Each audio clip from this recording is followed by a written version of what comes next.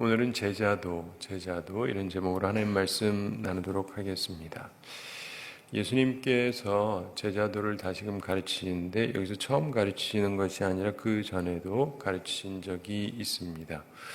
우리 누가복음 지금 14장을 보고 있는데 앞에서 9장을 다시 한번 살펴보시면 누가복음 9장 22절, 23절 거기에서 보면은 주님께서 말씀하셨던 이야기가 나옵니다. 누가복음 9장 22절 23절에 보면 이르시되 인자가 많은 고난을 받고 장로들과 대제사장들과 서기관들에게 버림받아 죽임을 당하고 제3일에 살아나야 하리라 하시고 23절에 또 무리에게 이르시되 아무든지 나를 따라오려거든 자기를 부인하고 날마다 제 십자가를 지고 나를 따를 것이니라 이렇게 말씀하셨습니다. 그러니까 지금 한 번 얘기하신 것이 아니라 이 누가복음 자체에서도 이미 제자도에 대해서 말씀하신 적이 있는데 지금 다시금 얘기를 하시는데 똑같은 것도 있고 조금 변화된 부분도 있습니다.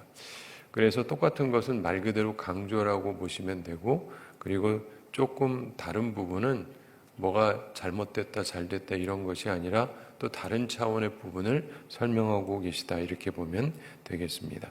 자, 오늘 말씀을 25절 말씀 함께 읽어보겠습니다. 수많은 무리가 함께 갈새 예수께서 돌이키사 이르시되 아멘. 예수님께서 베레아 지방을 경유해서 예루살렘으로 가시는 도중에 많은 사람들이 예수님을 따르고 있었습니다. 그때 예수께서 돌이키사 이르시되 이렇게 말씀합니다.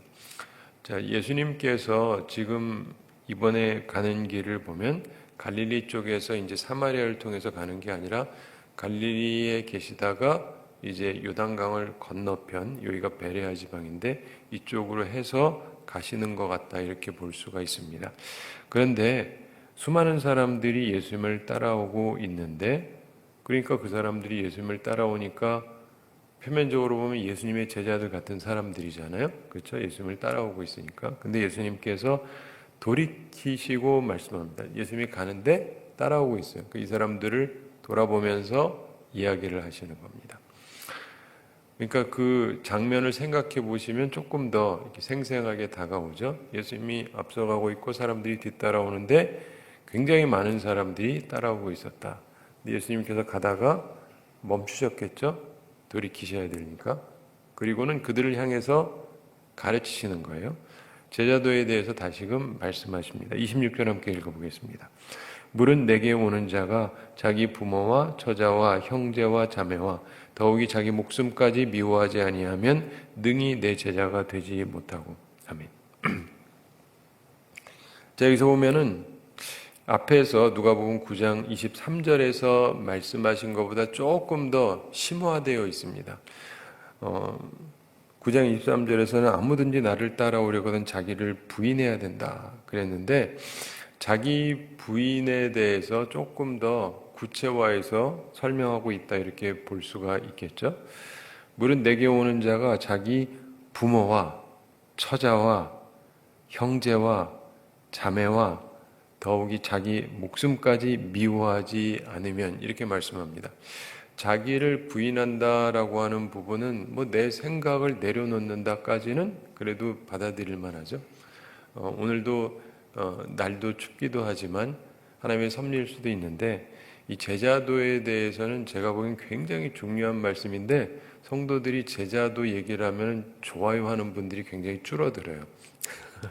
그냥 별로 듣기 좋은 얘기가 아니니까 헌신에 대한 얘기니까. 그런데 앞쪽에서도 그랬는데 오늘은 더 줄어들지도 모르겠어요. 조금 더 심화되는 얘기니까 자기를 부인한다, 내 뜻 내려놓는다. 우리 이게 싫잖아요. 내 뜻을 세우고 싶잖아요. 많은 경우 주님 앞에 열심히 나오는 분들도 막 새벽에도 오고 뭐 어떤 분은 1000번제를 드리겠다 그래서 뭐 열심히 하고 이러는 분들이 뭐냐면 내 뜻을 관철시키고 싶어서 주님 내가 원하는 게 이게 있습니다. 이거를 들어주세요. 이렇게 하는 경우들이 많은데 자기를 부인해야 된다. 그럼 우리들이 무슨 말인지는 아는데 솔직히 기분이 별로 안 좋거든요. 근데 예수님께서 여기서 나한테 오는 사람은 자기 부모, 자기 아버지랑 어머니랑 보통 이제 간혹 가다가 자기 부모를 안 좋아하는 분도 있는데 그런 분들한테 이 말이 쉬운지 모르겠지만은 자기 아버지나 어머니를 사랑하고 존경하는 사람은 이게 좀 쉽지가 않은 얘기입니다. 그렇죠? 내가 아버지를 사랑한다, 어머니를 사랑한다. 이런 사람들 입장에서는 부모를 미워해야 된다? 이 미워한다는 것은 실제적으로 미워하는 것은 아니지만 하여간 많은 사람을 당황하게 하는 것이 이 미워하지 않으면 이 말씀입니다. 예수님께서 이 마태복음 10장 37절에 아버지나 어머니를 나보다 더 사랑하는 자는 내게 합당하지 아니하다 이런 말씀을 했습니다. 그리고 아들이나 딸을 나보다 더 사랑하는 자도 내게 합당하지 않는다 이렇게 말씀하셨습니다. 따라서 여기서 미워한다는 말은 덜 사랑한다 이런 뜻입니다. 비교적인 거예요. 그래서 우리의 삶에서 비교의 대상으로 예수 그리스도가 최고여야 된다. 이게 가장 큰 사랑이어야 된다 이런 뜻입니다. 그렇기 때문에 여러분이 뭐 부모님을 잘 공경하고 사랑해서 부모님을 굉장히 아낄 수 있는데 그게 주님 사랑보다 앞서면 제자 되기에 합당하지가 않다는 얘기예요. 그리고 처자도 그렇습니다. 지금 남자 중심으로 설명을 하시는 건데 내 배우자가 중요하잖아요. 예, 어떤 분은 이제 배우자가 원수인 분도 있어서 하나도 안 중요한 분도 있지만 그게 아니라 어떤 분은 진짜 자기 생명처럼 혹은 생명 이상으로 사랑하는 사람도 있죠. 근데 그 사람을 주님보다 더 사랑하면 합당하지 않다는 거예요. 예수님 말씀이. 좀 많은 사람들이 따라오고 있습니다. 교우들이 수많은 사람들이 있는데 수많은 사람들이 예수 믿는다고 오고 예배 드리고 이렇게 새벽에도 오고 그러는데 여러분의 마음속에 내 배우자가 주님보다 더 중요하다? 그럼 주님 보시기에는 여러분은 주님을 따라오기에 합당한 사람이 아니라는 거예요. 당신은 내 제자가 아니다. 그리고 아이도 그렇다는 거예요. 처자다. 그래서 아까 말씀드린 것처럼 마태복음 10장 37절에 아들이나 딸을 나보다 더 사랑하는 자도 내게 합당하지 않다 이렇게 말씀하셨죠. 근데 특별히 우리 한국 사람들은 아들이나 딸을 굉장히 사랑합니다. 우리가 이제 사람들을 연구해서 보면은 사람들이 스트레스를 받을 때 최고 스트레스 중에 하나가 뭐냐면 사랑하는 사람이 죽는 거예요. 사랑하는 사람이 죽는 것. 그런데 이 내가 최고로 사랑하는 사람이 누구냐가 우리 한국이랑 미국 사람들하고 좀 달라요. 그래서 미국 사람들은 누가 죽을 때 이게 가장 큰 스트레스냐? 배우자예요, 배우자. 네. 우리나라는 누구냐? 자식이에요. 그렇죠. 뭐 자식은 마음에 묻는다 뭐 이러잖아요. 그러니까 미국 사람도 그럴 것 같죠? 아니, 미국 사람은 배우자가 더 커요. 네. 신기하죠? 서로 좀 입장이 다른 거예요. 그래서 미국 사람들은 이렇게 이혼도 많이 하고 그러지만 사랑하니까 결혼하고 사랑하니까 사는 거예요. 우리나라는 뭐 어떻게 살다 보니까 살고 있고 지금도 왼수지만 그냥 어쩔 수 없이 살고 있는 경우가 많아서 죽었을 때 생각보다 스트레스가 그렇게 많이 안 되는 분도 있는데 그러나 그 사람들은 가장 사랑하는 게 그거니까 그렇고 우리나라 사람들은 하여간 대체적으로 아들, 딸을 제일 사랑해요. 그래가지고 아들이나 딸이 죽으면 이게 그 무엇보다도 상처가 되는 거예요. 물론 부모님도 귀하고 배우자도 귀하지만 아들, 딸이 그렇게 귀하단 말이에요. 그래서 한국 분들은 예전부터 보면은 아이들을 위한 거다 그러면 거기에 얼마나 애를 쓰는지 모르는데 제가 쭉 살피면서 느끼는 거는 죄송합니다. 제가 목사니까 진단을 해야 되잖아요. 우리 한국 분들에게 최고의 우상이 자기 아들, 딸이에요. 우상이에요, 우상. 하나님처럼 섬기는 대상. 하나님만큼 사랑하는 대상. 이거 깨버리셔야 돼요. 그래야 아이들이 잘 돼요. 이 원리를 기억하셔야 돼요. 저도 아이들이 있어요. 사랑하죠. 근데 얘들이 하나님보다 더 귀하면 오히려 얘들에게 해로워요. 근데 하나님을 진정으로 사랑하는 마음으로 애들을 훈육을 하면 얘들한테 유익해져요. 이걸 잘 기억하셔야 돼요. 우리가 성경에서 보면은 엘리 제사장 얘기가 나오잖아요. 제사장입니다. 그에게 아들 둘이 있었어요. 귀했겠죠. 그리고 이 제사장 아들들이 또 제사장이 됩니다. 그런데 온갖 악행을 다 하는데 우리가 흔히 얘기하는 목회자가 할 수 있는 최악의 행동들을 이 사람이 다 해요.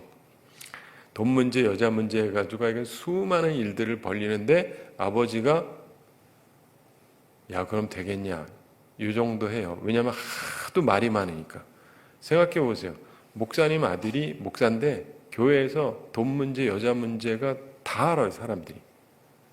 이게 그냥 소문이 아니라 실제적으로 벌어지는 일이니까 굉장히 심각하잖아요. 그러면 아버지가 혼을 내가지고 이것도 수천 년 전 얘기니까 때리든지 해가지고 정신 차리게 해야 되는데 그냥 말로만 하는 거예요. 아무런 조치를 취하지 않습니다. 하나님이 기뻐하지 아니하시죠? 그래서 어느 날 어떻게 됩니까? 이 두 아들이 한꺼번에 죽어요. 한꺼번에 죽습니다. 하나님께서 이 아들들을 죽이실 때에도 참 이스라엘 역사에서는 가장 처참한 일이 벌어지는데 그 전까지 없었던 일이에요. 하나님이 함께 하신다. 그 중에서 가장 이스라엘 사람들이 중요하게 여겼던 것 중에 하나가 법궤인데 거기에 하나님의 말씀 10계명이 들어있기 때문에 하나님께서 어떤 일이 있을 때는 움직이게 하셨는데 이때는 자기들이 자의적으로 들고 나갑니다. 그러면 하나님이 우리와 함께 하셔서 이기게 할 거다. 근데 패배하고 이 두 아들들은 죽임을 당하고 법궤도 뺏겨요. 한편으로 보면 하나님의 영광이 가려지는 그러한 일이었는데 하나님께서 개의치 아니하십니다. 사랑하는 성도 여러분, 우리가 기억해야 되는 것이요. 자식 너무 사랑하지 마. 이 좀 말이 이상한데 자식을 사랑하셔야 되는데 하나님보다 더 사랑하면 안 돼요. 우리 한국교회를 보면 죄송합니다. 목사님들도 그렇고 장로님들도 그렇고 권사님들도 그렇고 집사님들도 그렇고 왜 그러는지 모르겠는데 하나님을 더 사랑하셔야죠. 아들, 딸을 사랑하지 말라는 말 아니에요. 사랑하셔야죠. 근데 하나님을 더 사랑하셔야죠. 근데 이게 우선순위가 바뀌는 순간 애가 하나님 자리에 가는 거예요. 그러면 잘못된 것이고 주님 보시기에는 합당한 것이 아닙니다. 그러니까 이 부분을 조심하셔야 돼요. 전 때때로 중요한 부분들 이렇게 찝어서 얘기를 하는데 그럼 굉장히 아파요. 그렇지만 그 아픈 걸 통해서 우리 스스로를 점검해 봐야 돼요. 솔직히 한국 사람 중에서 제대로 된 부모치고 자기 자식을 사랑하지 않는 사람이 누가 있습니까? 다들 사랑한다 그러고 기도해 주고 열심히 하는데 잘된 애들이 별로 없다고 다들 그래요. 이유가 뭔지 아세요? 우상처럼 대해서 그래요. 하나님보다 더 사랑하기 때문에 그래요.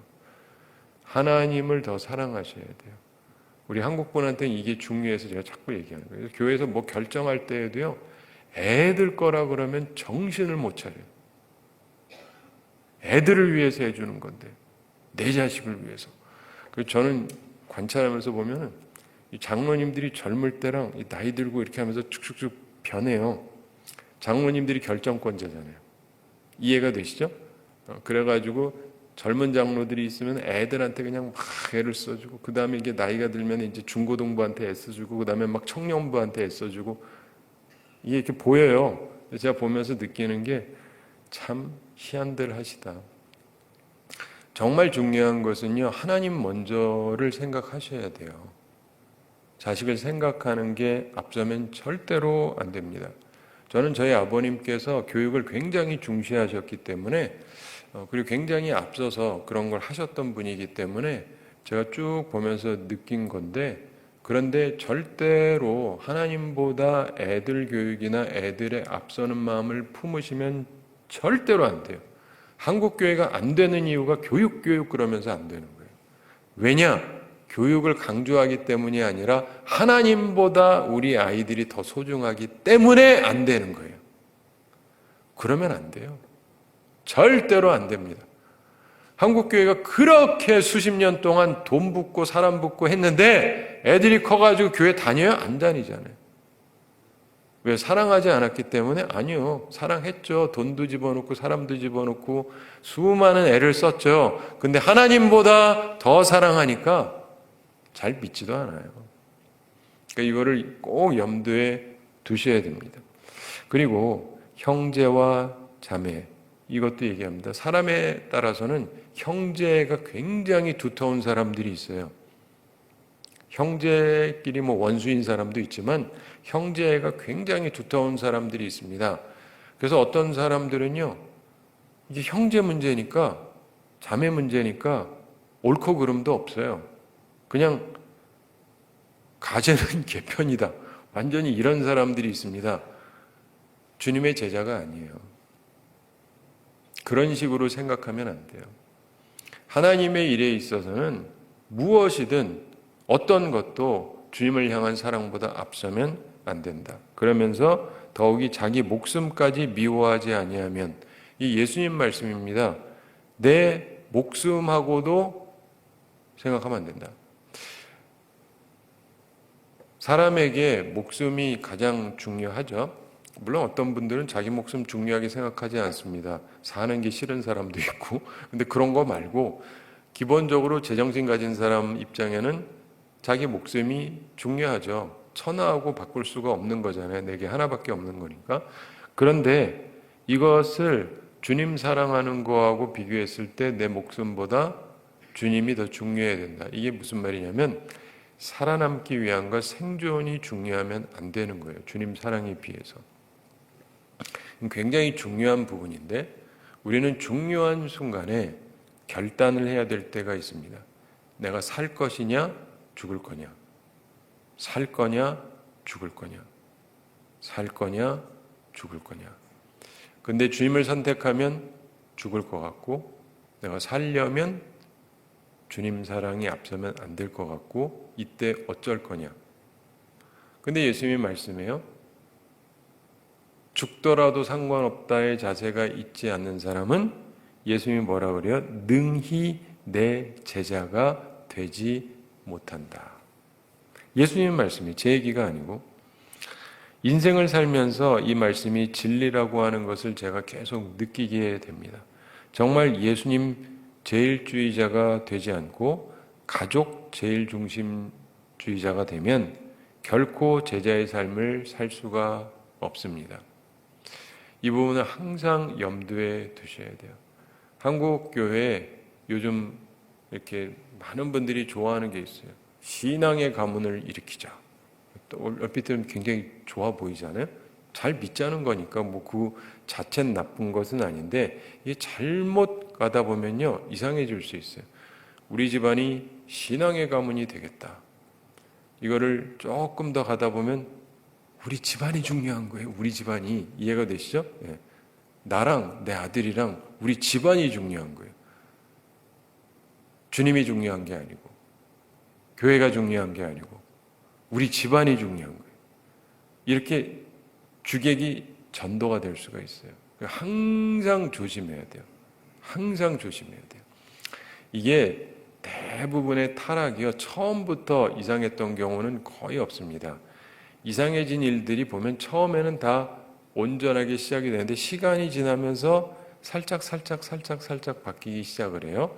그래서 주객이 전도가 되는 거예요. 그러면서 이상해지는 거거든요. 그러므로 우리는 항상 우리들의 마음이 순전한지를 잘 살펴봐야 돼요. 그리고 주님께서 기뻐하시는 삶을 살아가야 되는 것입니다. 그러면서 27절 함께 읽어보겠습니다. 누구든지 자기 십자가를 지고 나를 따르지 않는 자도 능히 내 제자가 되지 못하리라. 아멘. 누구든지 자기 십자가를 져야 된다. 이게 또 다른 말씀인데, 물론 앞에서 누가복음 9장 23절에서도 하셨던 말씀이죠. 아무든지 나를 따라오려거든 자기를 부인하고 날마다 제 십자가를 지고, 이런 말씀을 했는데, 여기서 보면은 누구든지 자기 십자가를 져야 된다 이렇게 말씀합니다. 십자가라고 하는 것을 여러분은 뭐로 생각하시는지 모르겠지만 십자가는 일단 희생이죠. 예, 쉬운 게 아니잖아요. 좋은 게 아닙니다. 꽃길이 아닌 게 십자가잖아요. 예, 사형틀인데. 그런데 그러면은 그냥 고난만을 뜻하느냐? 아닙니다. 그냥 고난을 뜻하는 게 아니라 하나님의 뜻을 따르는 고난이에요. 그냥 고난은요 받으실 필요가 없어요. 그냥 고통은 당하실 필요가 없습니다.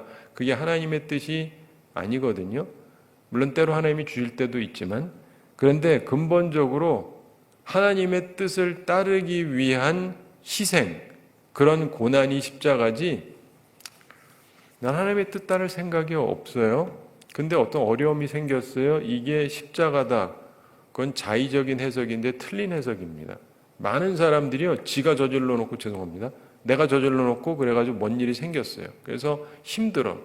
그걸 가지고 십자가래. 그건 십자가가 아니에요. 가시체지.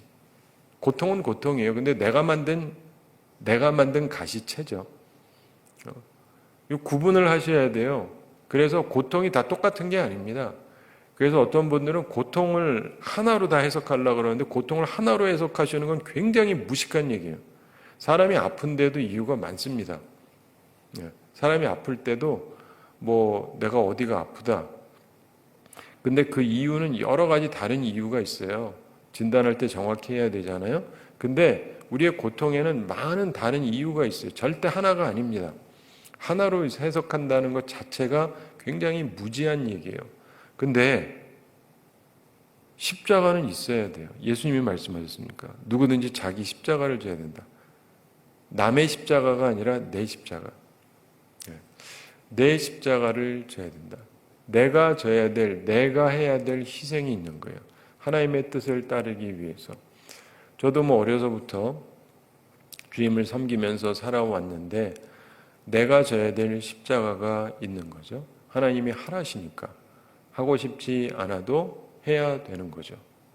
하나님께서 저를 어렸을 때 아버님께서도 뭐 아들 나면 바치겠다 그러기도 하셨고, 또 저도 하나님께서 부르심이 있어서 목사가 돼야지라고 생각하고 자랐는데, 초등학교 때까지는 편안하게 생각하는데 중고등학교를 지내면서 보니까 참 쉽지 않겠다 싶어가지고, 언젠가 말씀드렸습니다마는 저희 아버지한테 그랬거든요. 아버지, 저 그 장로님 하면 안 될까요?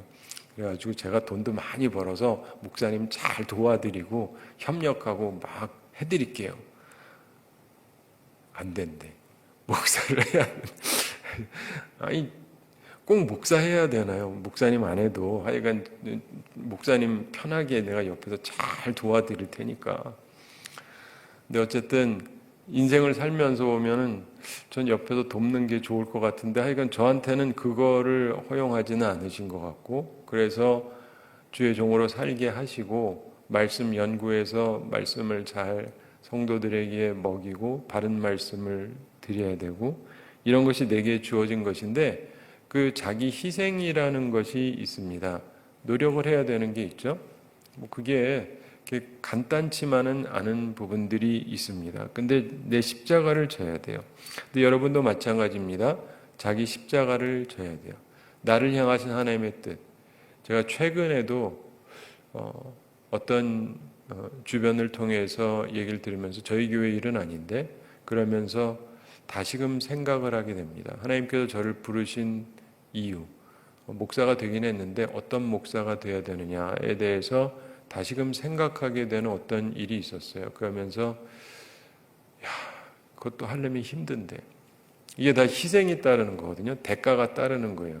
선한 일이긴 한데 이게 또 힘든데, 근데 자기 십자가를 져야 되는 거죠.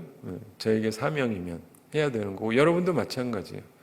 누구든지 자기를 향하신 하나님의 부르심이 있고, 그 부르심을 이룩하기 위해서는 내가 져야 되는 희생이 있어요. 그냥 폼만 나는 거는 하기가 쉽죠. 근데 희생 있는 건 확실히 어렵다고요. 그런데 그래야만 한다. 그래야 주님의 제자가 되는 것이다. 그리고 그러면서 나를 따라야 된다. 이런 말씀하죠. 결국 여기서도 이제 세 가지죠. 자기를 부인하는 건데, 주님 사랑이 어느 사랑보다도 앞서야 된다. 자기 부인에 해당하는 것. 그리고 자기 십자가를 져야 된다. 자기 희생이 있어야 되는데 쓸데없는 희생이 아니라 하나님의 뜻을 따르기 때문에 생기는 희생, 이게 있어야 되고, 그리고 세 번째로 나를 따라야 된다. 근데 나를 따르지 않으면 안 된다는 거예요. 주님을 따른다는 것은 주님의 생각, 주님의 방법, 주님의 뜻에 순종해야 된다는 거예요. 굉장히 중요한 원리입니다. 제가 한국을 와서 보니까 목사님들이 순종 얘기를 하면 어떤 분들은 또 되게 싫어하시더라고요. 목사들은 말이야 맨날 순종하라 그런다고. 근데 잘 생각하셔야 돼요. 주님의 뜻에는 무조건 순종하셔야 됩니다. 근데 이제 그 목사님 뜻에도 순종해야 되느냐? 그 목사님의 뜻이 하나님의 뜻에 합당하다면 순종하셔야죠. 그렇죠? 네. 근데 우리가 기억을 해야 되는 것은요. 우리나라 역사가 그래요. 왜 우리나라는 순종을 안 좋아할까? 제가 미국 가서 보면서 느낀 게 있어요. 우리는 참 슬픈 역사를 가진 민족이다. 미국에 가서 보면요. 순종하는 게 몸에 배 있어요. 상대적으로 우리보다는. 거기도 물론 비판도 하고 불순종하기도 하지만 일반적으로 우리보다 지도자한테 좀 순종하는 편이에요. 근데 우리는 아니거든요. 근데 왜 그러냐면 여러분 잘 아시다시피 우리가 일제시대를 겪었잖아요. 일본 사람들이 우리나라를 지배하고 그러다 보니까 우리는 어떤 인식이 있냐면 위에 사람한테 말을 듣는 사람은 친일파잖아요. 민족의 반역자. 그리고 그때 이들하고 싸웠던 사람들이 소위 독립투사들, 훌륭한 사람들. 그렇게 보잖아요. 안중근 의사라 그러잖아요. 훌륭하다고. 테러리스트라고 우리 안 그러잖아요. 나쁜 놈이 말이야 윗사람을 죽이려고 그러고 이런 놈이 있냐 이렇게 해석 안 하잖아요. 근데 그러다 보니까 우리는 윗사람에 대한 신뢰가 상대적으로 적어요. 그리고 우리나라 역사 속에서 해방된 이후에도 이런저런 일들이 있다 보니까 우리는 순종하는 게 몸에 안 배 있어요. 이 경우에 따라서 상당히 내가 할 말을 하고 덤비기도 하고 뒤집기도 하고 이래야 좀 의식이 있다고 생각하는 경향이 있어요. 이게 왜 그러냐면 우리 역사가 슬픈 역사여서 그래요. 항상 좋은 지도자가 있어 왔으면 그럴 필요가 없거든요. 순종이 좋은 거잖아요. 쉽게 말해서 부모님이 너무 훌륭하시면 그냥 따라하면 되죠. 근데 부모가 악인이라고 생각해서 도둑놈에다가 사기꾼에다가 이상한 사람이면 그 부모 말 들었다간 또 문제죠. 그렇기 때문에 우리가 기도를 해야 돼요. 우리나라를 위해서도 그렇고 따라갈 수 있는 지도자가 생길 수 있도록 그냥 편안한 마음으로. 근데 우리나라는 역사가 슬픈 역사가 있고 지금도 슬퍼요. 앞으로도 당분간 슬플 것 같은데 이런 걸 보면서 우리가 하나님 앞에 기도를 많이 해야 됩니다. 우리나라는요 평안하지가 못해요. 그러니까 뭐 나이 드신 분이나 젊은 사람이나 다 똑같은데 편치가 않아요. 그리고 누가 말하면은 그 말을 순종하는 사람을 그리 꼭 좋게 보지도 않고. 근데 왜냐면은 지도자에 대한 신뢰 자체가 상당히 약하기 때문에 그렇게 돼요. 그런데 예수님은 그런 분이 아니잖아요. 그러니까 무조건 따라가야죠. 이건 염두에 두셔야 돼요. 세상의 지도자, 세상에 있는 사람들이 어떻다로 우리의 신앙이 영향을 받으면 안 돼요. 우리의 신앙은 순전해야 된다고요. 그러면서 이렇게 나를 따르지 않는 자도 능히 내 제자가 되지 못하리라 이렇게 말씀합니다. 우리들에게 주님을 향한 사랑이 있어야 되고 자기 십자가를 지는 헌신이 있어야 되고 그리고 무엇보다도 순종이 있어야 됩니다. 이게 있어야 참 제자가 될 수 있습니다. 우리 인생을 살아가면서 보면은요, 여러분 입장에서 이해할 만한 것을 제가 하나를 설명을 드리면 이렇습니다. 우리는 대부분의 사람들이 주님을 위해서 내가 헌신한다라고 생각하게 될 때 이런 생각해요. 주님, 제가 잘 되게 해주십시오. 그래서 뭐 돈 많이 벌면 제가 주님을 위해서 많이 바칠게요. 그래서 뭐 교회 건축하면 제가 헌금도 많이 하고 이렇게 드릴게요. 말하자면 이게 우리 입장에는 꽤 헌신적이라고 생각하는데 제가 젊은 나이 20대 이미 깨달아서 청년들한테 했던 얘기인데 저와 함께 있던 청년들이 다들 나름대로 뭐 공부도 하고 앞으로 이제 잘 될 거라고 생각하는 사람들이었고 실제로 지금 와가지고 한국의 대기업에서 임원도 하고 뭐 그러기도 해요. 근데 제가 그때 이런 얘기를 했습니다. 자, 예수님을 따른다라고 할 때 그러니까 우리들의 기도 제목은 주님 제가 잘 되게 해주세요. 그럼 제가 잘 섬기겠습니다. 라고 기도를 하는데 주님께서 이렇게 말씀하시면 어쩌겠냐? 다 필요 없다. 나 돈 필요 없어. 그냥 날 따라와라. 다른 쪽으로 얘기하면 목사가 되라. 그럼 할 거냐? 그럼 애들이 다 표정이 이상해져. 무슨 말인지 알죠? 아니, 내가 돈 많이 벌어서 주님께 많이 드리겠다니까요. 주님께서 필요 없어. 나 돈 필요 없으니까 그냥 나 따라와. 그럼 따라올 거냐? 그러면 사람들이 이제 그 오래전에도 멘붕이 오는 거예요. 자기 미국까지 와가지고 좋은 학교 다니면서 잘 돼가지고 주님 잘 섬기려고 그러는데 그땐 제가 전도사였죠. 이 전도사님은 뭐 이상한 소리를 하나? 그런데 그 생각을 해야 돼요. 제가 목사가 되라고 얘기하는 건 아니고 기본적으로 주님이 필요 없어. 나 네 돈 필요 없어. 돈 안 벌어도 되니까 열심히 와. 라고 하면 하겠느냐? 우리 많은 사람들이 안 그래요. 열심히 내가 돈 벌어서 사장 되고 회장 되고 헌금하면 되잖아요. 그리고 안 나와요. 주님이 돈 필요 없다니까 수협에 나오고 새벽기도 나오고 나오라니까 나 네 돈 필요 없어. 나한테 나와서 내게 예배드리고 찬송하고 말씀 듣고 기도해. 그럼 하겠느냐? 그럼 사람들이 갑자기 멘붕이 온다니까요. 이거 아닌데. 이거 아닌데. 진짜 그렇다니까요. 그래가지고는 제자가 되는 게 아니에요. 오해하지 마세요. 뭐 돈 벌 필요도 없고 주님께 드릴 필요도 없다는 뜻은 아니에요. 그리고 그게 내 사명일 수도 있겠죠. 그러나 정말 중요한 것은 주님이 하라시면 할 거냐? 이건 굉장히 중요한 거예요. 근데 많은 사람들이요, 주님이 하란다고 해서 따를 생각이 없어요. 내 방법대로 하려는 거예요. 다 내 방법대로. 근데 그러면 제자가 될 수가 없다. 그리고 제자가 아닙니다. 말씀을 맺습니다. 사랑하는 성도 여러분, 우리가 주님을 따라가고 있어요. 표면적으로. 지금도 이렇게 새벽까지도 오는 사람들이니까 누가 보더라도 주님을 따르는 사람들인데 주님께서는 그러나 우리 가운데 누구라 할지라도 부모님이 더 소중하다. 내 배우자가 더 소중하다. 내 아들, 딸이 더 소중하다. 내 형제가 더 소중하다. 내 자매가 더 소중하다. 혹은 그래도 내 목숨이 중요한 거 아니냐. 이런 사람은 예수님의 제자가 되지 못한다고 주님이 말씀하셨어요. 그 결단을 하셔야 돼요. 사랑의 강도를. 그리고 자기 십자가를 져야 된다고 했습니다. 반드시 하나님의 뜻을 따르기 때문에 내가 치르는 희생이 있으셔야 돼요. 예수 믿고 잘 되기만 하고 이러면 제자가 아니에요. 잘 되는 것도 있어야 되지만 내 어떤 희생이 있어야 돼요. 아무 희생이 없다? 그게 무슨 제자예요? 제자는 아닙니다. 하나님의 뜻을 따르기 위한 어떤 희생이 반드시 내게 있어야 되고, 그리고 마지막으로 주님이 가시는 대로, 하자는 대로 따라야 돼요. 이게 몸에 배 있어야 돼요. 그래야 제자가 될 수 있습니다. 예수님께서는요, 너희는 가서 모든 민족으로 뭐를 삼으라고요? 제자를 삼으라 그랬잖아요. 교회 사람이 많은 것도 좋지만 제자가 돼야 돼요. 팔로워가 돼야 된다고요. 주님한테 배우고 주님을 따르는 사람들이 돼야 돼요.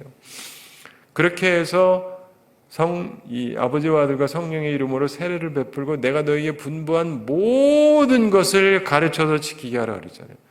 주님이 말씀한 걸 우리가 다 배우고 다 지켜야 돼요. 그러면서 내가 너희와 항상 함께 있으리라. 주님의 임마누엘의 약속은 주님의 말씀을 최대한 배우고 지키려고 하는 사람들에게 함께 하는 거예요. 그런 사람들을 보호하시고 지키시고 그들에게 영생의 축복을 주시는 것이죠. 바라기는 이 말씀을 기억하면서 온전한 제자로서 살아가는 우리 모두가 되기를 바랍니다. 우리 함께 기도하겠습니다. 사랑의 하나님 아버지, 우리를 사랑하시고 오늘도 저희에게 귀한 말씀 주심을 감사드립니다.